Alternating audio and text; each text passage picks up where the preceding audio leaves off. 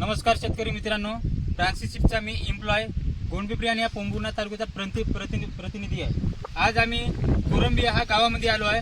सुभाष पाटील मोहर्ले यांच्या शेतामध्ये यांनी आपला फ्रान्सिस 221 जे व्हेरायटी आहे ते आपल्या शेतामध्ये लागवड केली आहे। तर प्रत्यक्ष आपण याला विचारून घेऊ का फ्रान्सिस 221 ते कशा पद्धतीने रिझल्ट दिला आहे। प्रत्यक्ष आपण आपल्या काकाजीला विचारू घेऊ।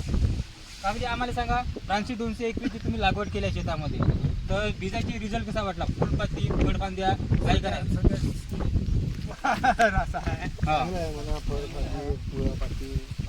प्रत्यक्षात तुम्ही बघू शकता झाडाला कसे फुटवे निघले आणि फळफांदे एकदम चांगल्या व्हेरायटीची बनली आहे। यंदा तुम्ही वापरल्या फ्रान्सिस 221, अगल्या समोरच्या वर्षी तुम्ही वापरणार आहे का नाही हे आमच्या कास्तकाराला सांगायचं।